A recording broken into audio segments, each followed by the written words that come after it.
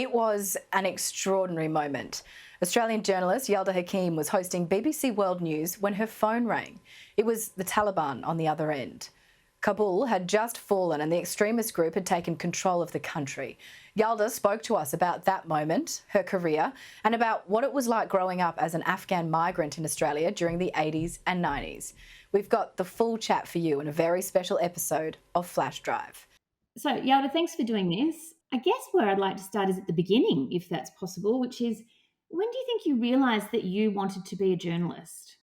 I think if you look back at sort of diary entries and things I've done from school and just anecdotes and stories from my parents, I was about 7 years old when I watched Dateline on SBS and was watching what the then video journalist Mark Davis was doing, and wanted to do whatever it was that he was doing. So it was quite a journey then, to become one of the hosts of Dateline alongside Mark Davis. Some 20 years later, when I first got that role. Really, it was just a young kid in Sydney growing up and watching and consuming a lot of current affairs. You did when you had finished your studies, you did a cadetship at SBS. What was that like as a training ground for a young journalist? I think one of the things that is so extraordinary about being trained in Australia and being an Australian journalist is just how competitive and small the market is, which means basically that young journalists coming through the ranks. Have to do everything, and they did that long before we saw budget cuts in newsrooms, and people were asked to do everything. So whether that was me coming here and working at the BBC, and we see so many young Australian journalists who come and work here for us, and they have incredible work ethic and a drive that sets them apart from other journalists. So I feel very proud about the training that I had in Australia and the opportunities that were given to me. I was encouraged to be enterprising. So I remember picking up a camera before I even had finished my cadetship, and I taught myself how to use a camera, and off I went to India and Kabul. And the newsroom at the time, when I came back, my news directors weren't happy about me going off, but I had all this material, and they put that material to air, and really the rest is history. But it is something that is really encouraged, and that competitive environment means people are driven to give it their all. What was it like going back to Kabul, given that your family fled there when you were just a little baby? Yeah, I was 6 months old when I left the country, and so I often describe myself and talk about myself about just being a girl from Sydney. But actually, I was always very much aware of Afghanistan and the role it played at home and my understanding of it. I remember when the collapse of the Soviet Union, and I was literally 7 or 8 years old, but I was very much aware of what was happening around me. Even though I was in Sydney, in the suburbs of Sydney, it was something that was very much discussed around the kitchen table. My parents talked about it, they consumed that news, and so I was very much aware about the geopolitics of the region and international politics from a very young age, and within that, then social justice played a huge role as well. So, to then find myself and find a home for myself at the BBC, that felt like a very natural fit, because it is those values that I feel very much aligned with. I can talk about going somewhere where the story remains untold. And we are going back to Afghanistan at the end of this week, for example, and I'm going to Kabul to tell the story of women and girls and the restriction on them. And so while we talk about large, mainstream media forgetting about certain stories, I don't feel that happens here. And that's what I feel very much proud of the kind of products that we create. So you came to Australia with your family in the 1980s. Did you find Australia to be a very welcoming place when you arrived here? Yeah, absolutely. My parents are very much, very patriotic and very defensive about Australia. When they ask me, are you going to come home, or do you have any plans on working again in Australia? And if I say, well, I'm still kind of um, figuring out what I want to do, and I tease them and say my 3-year-old is going to be British. They're part of them. I can tell there's a pang in their heart where they say, oh, well, has he got his Australian passport yet? And they were very keen on me making sure that he got his Australian citizenship when I was home in December. So they have had a very sort of welcoming, but I mean, we're talking now almost 40 years ago, their experience. And they are very much committed to Australia. They love Australia. And for me, it's always going to be home. It is where I grew up. It's where I went to school. It's where I have a huge support network. It's where I began my career. And when I think of home, and when COVID struck and I was locked out of Australia, that was really hard, because when you think of home and where your place is, that's and in that very difficult time, I think I wanted to be closer to family and friends, and suddenly home felt very far. Apart from family and friends, what do you miss about Australia? I think I came back in December after the everything was opened up again and the restrictions were lifted, and I was sitting in my parents' backyard, and they've got these beautiful big gum trees and a beautiful pool, and life is just felt picture perfect. And my son was running around the backyard barefoot and chasing the dog, and the dog was chasing him, and he was grabbing the hose, and he was having a quintessential Australian moment and childhood. And it took me back. The smell of the grass, and the smell of a perfectly mowed lawn, took me back to my childhood. And I had a lot of nostalgic moments, and so there is so much I miss about Australia, and it will always have an incredibly special place in my heart. Now, working in the field that you do, you have to often think fast, think on your feet, and be composed under pressure. And that was probably never more evident than when a representative from the Taliban called you live on air. Tell me a bit about that experience and what went through your mind as you were conducting that really high pressure interview. Yeah, I mean, Kabul had was falling, and that became very evident the weekend of the 14th, and then of course the 15th is of August is when the fall happened. And my foundation, which is an education foundation, backs and sponsors young Afghan girls to study in universities at the time in Afghanistan, but now also abroad. Um, there was an evacuation taking place, and I remember my editor here at the BBC called me on Sunday morning, and I don't normally work on Sundays, but she said to me, "You need to come in and you need to drive our coverage of the fall of Afghanistan." And I said to her, "But I've got this evacuation," and she said, "Well, this is huge, and you need to be the one driving this." So on my way in to the studio, I started to text people I knew, and all of my contacts, but as well as the Taliban. I started to text with, a high-profile member of the Taliban and ask him exactly what was going on, and that really was the question on everyone's mind, and what everyone was talking about. The panic. There was so much panic in Kabul about them having surrounded the capital, and so no one really knew what was going to happen next. And so he and I were texting the whole time, and I'm texting friends who were incredibly worried. And I got into the studio. We did a quick, hair and makeup. I mean, not even quite. I just need to be thrown in on air. And the beauty of live and continuous then, and which the BBC really does well, is the machinery kicks in, which means you've got dozens and dozens of outlets kind of all working to kind of cover a story. And you really feel it when something big happens. And then when you're in the center of that, the pressure of that is felt, because millions of people are going to be watching you across the globe. And this story, which was incredibly personal to me.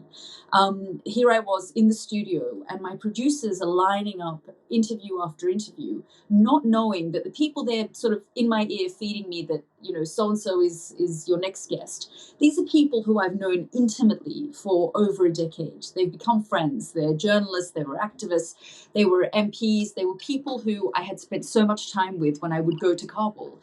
And so I was interviewing these people, either thinking about fleeing, heading to the airport, halfway on their way out, or stuck at home unsure about their future or what to do, or what conversations needed to be had next.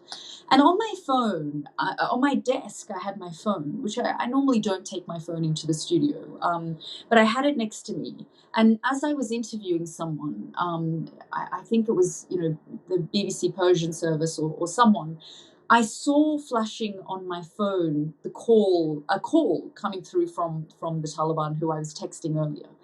And I just thought in that moment, these are the only people on the planet that anyone wants to hear from. They don't want to hear from politicians anywhere else. These are the people now at the gates of Kabul. So I just pressed the green button and, took it from there, really. And again, the beauty of doing live and continuous meant I could take that for as long as possible. And until 40 minutes in to this impromptu interview, he said to me, I have to go.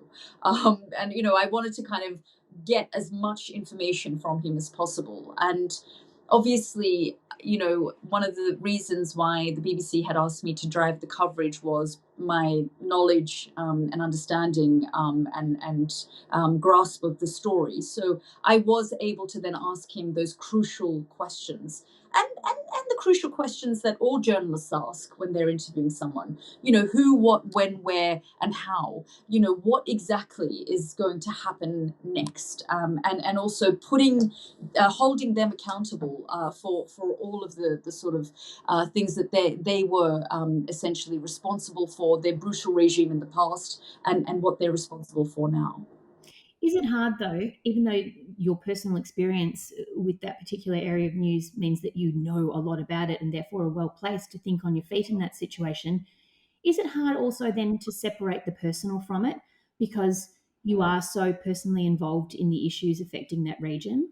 I think the one thing I've always made clear, I think the one thing the BBC does do, and I've been here now a decade, is the idea of impartiality is really drummed into you. It is sort of something that is at the forefront of our coverage, and whether we're interviewing someone to do with the any crisis anywhere, our job is to hold those in power accountable. And the one thing that we all of us journalists seek is the truth, right?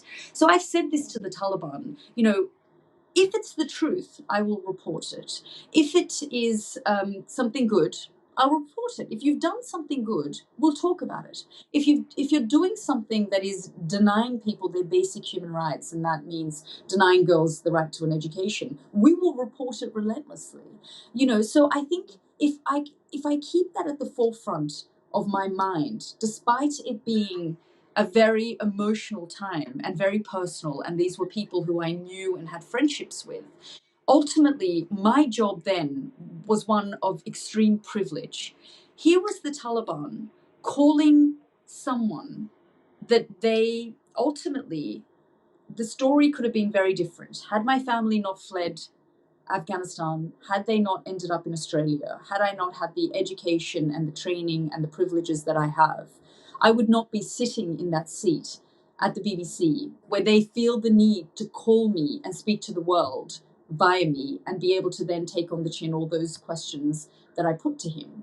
And so I think I had to then separate who I was as a person and who I am as a journalist. And my role as a journalist is to seek the truth, but also ask all of those questions that the women and girls of Afghanistan fear most, and all of those questions that the international community wanted answered, and all of those questions that our audiences wanted to know about. A reminder, if you're enjoying this chat, check out the video of that phone call on Flash. New subscribers get 1 month free for a limited time only using the code FLASHDRIVE, all caps, no space. Go on. What are you waiting for? Now, the media landscape has changed dramatically over the last 10 years, certainly within both our time in the industry. And one of the greatest changes, I would argue, is probably the advancement in technology, and which holds great benefits for our trade, but also there's some downsides. Now every man, woman, and child can be a reporter if they have a smartphone and access to Twitter. And in some ways, then we can end up competing with them, which isn't always the best thing. Tell me, what do you think of how the media landscape has changed over your career, and what do you think it will look like in the future? I mean, Sean, you'll remember. I mean, I still started in the days, even though I was very young when I started, and I started working at the ABC and SBS when I was 19, so I was still at university. I was using tape, and VHS. So, it was a very, very different time. And there was a news library with archive where we would have to type in the material and go and get it out. And so, still in a time where that was considered revolutionary technology because they had a database of the archives that we were using. But when we say that everyone can be a reporter, actually, my feeling is that our work is now more crucial than ever because not everyone can be a reporter. Not everyone has the training and the ability and the skills that we have to tell a story and to really get into the heart of a story. It's one thing using your smartphone to record something, an event that is taking place. So if there's a shooting somewhere or an incident takes place or there's an accident or something is happening somewhere in the world and someone takes their mobile phone and starts recording it, that is great for us because that means that they are eyewitnesses to the story as well and they are part of documenting that story for us. However, that contributes, if we can verify the material, to our ability to tell the story in a better way. That doesn't mean that they have the ability to inform the audience or to educate the audience in a more formal structure. So I think given the disinformation that exists on social media, given the kind of fake news that is created and circulates. And, universities, some of the biggest universities on the planet, have done studies and tests with their own students, some of the best students on the planet, where they have put information before them and they haven't been able to decipher, the bulk of the students haven't been able to decipher between what is real and what is fake. So if you have some of the smartest people, students and young people on the planet who are native to technology and can't tell the difference between what is real and what is disinformation, that just shows you how important it is for us to be able to step in and give that clarity to viewers so that people can come to trusted broadcasters like the BBC.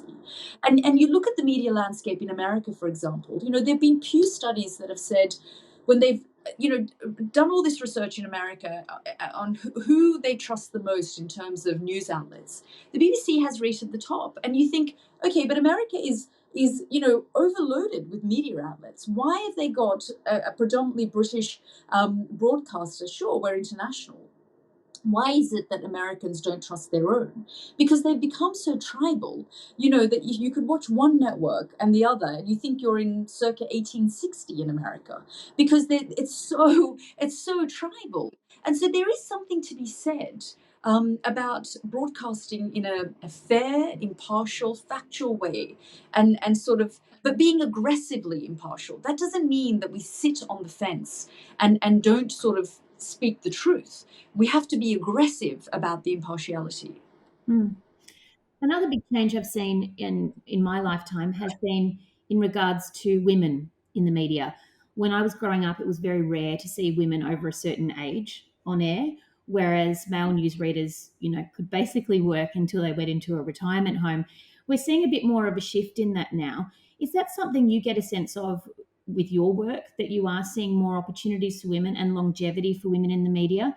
And do you think there's still a ways to go in that field? I think there's always, a way to go in our field. I think, like we're of the same generation in terms of coming into the media and our place within it. Um, and I think there have been huge improvements, and those before us have had to work really hard to pave the way for people like us. And then the responsibility falls on us to be able to, break those glass ceilings and be able to be firm about what we want, whether that's equal pay or equal opportunities, and really being able to decipher. And I tell young reporters and journalists and producers who are coming into our industry and want advice, is that, you've got to decipher what the role is and what the money is, and not conflate the two, but figure out what you want to do, how you get there, and how you work hard to get there. And then basically, for the role you're doing, what is the fair pay to get that is equal? And so, and that includes, that's why I suppose I have such an appreciation for the work ethic that's instilled in Australian journalists and journalists like myself, because we work so incredibly hard. And I think that is then noted and cited, and there is a level of respect given to it. But I think there's a huge way still for us as female journalists to go, whether that's on our screens, but even off screens, in management roles, in positions of power. And I think the one thing that we need to always remember as women is there's room for all of us. There doesn't need to be this need for, this kind of brutal levels of competition, where there's only one role that can be created for a woman. I think we need to be women who lift other women and lift each other. Another thing that I've noticed in terms of changes is there's a lot more obsession with celebrity these days. And you're even seeing it creeping into the mainstream media, where you'll have headlines on the news about who Kim Kardashian is dating, or Justin Bieber's latest album release. What do you think of that? Do you think there's a place for that kind of light and shade in our mainstream media? Absolutely. And I think when I'm putting my show together, while we will lead with war crimes in Ukraine, or the crackdown on individual liberties and rights in Russia, or the Taliban pushing women out of the public eye, or mass shootings in America, we will drive our coverage with these things. But who doesn't want to see a cuddly panda? And I'll have to say the BBC is obsessed with pandas. There's always a panda story that's going around. So it's not just about the hard-hitting stories. We have to take into account that, we have global audiences who are sitting in Nigeria and Jakarta and Sydney, and they're all watching, and they're interested in that light and shade. But, I have to say, I've interviewed policymakers, world leaders, people who have won Nobel Peace Prizes. And the biggest interview that was most hailed and scrutinized and got the most amount of coverage and was really global news was my interview with Angelina Jolie, which sort of tells you everything, right? About, and even though she was talking about an incredibly serious topic, she was talking about genocide and crimes against humanity in Cambodia and a film she was making, people were really interested and wanted to know about her divorce, and I think that tells you something about our society and consumerism and the way that we digest information. But also you have to look at the Amber Heard and the trial that sort of took place, and sort of the interest, the obsession that people had, and how it kind of went from TikTok to Instagram to Facebook, and people were talking about it, and it was something that really dominated even our coverage here and all over the world. So I think we have to be able to also take into account what the audiences are interested in. And the one thing good about digital now is we can really see those numbers. We have a massive board here in the newsroom where we see the millions of clicks that one particular story gets and where it sits in the pecking order. I think we need to be able to give light and shade. Now, I know you're going to have to go, so I'll just have one more question, if that's okay. If you could interview anyone in the world, who would be your dream interview? God, I think I would be interested in, and I always have been interested in, leaders from pariah states. So whether that's Kim Jong Un, Kim Jong Il before him, or leaders I went to Eritrea, for example, and that's one of the most closed off societies on the planet. I'm interested in what's happening inside Iran, for example. These societies that close off themselves from the rest of the world, and actually, yet because of the power of social media and because people are able to access information, I'm just so curious about getting into these places, speaking to their leaders, getting a sense of their mindset, getting an understanding of why they want to run their countries the way they do.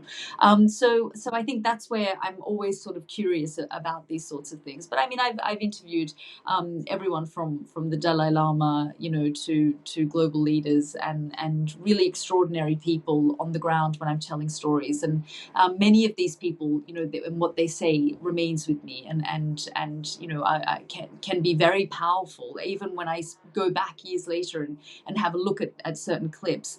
It is quite extraordinary to sort of the determination of the human spirit, and that's something I found in my storytelling, and why I keep going out into the field and telling those stories. Terrific. Look, thank you so much for your time. It's been really interesting chatting to you. All right, that got your attention. Now, how can you watch her show, you ask? Well, start streaming Impact with Yalda Hakim on CNN World News now with a 1-month free trial of Flash using the code FLASHDRIVE, all caps, no space. Hurry though, this offer's valid for a limited time only.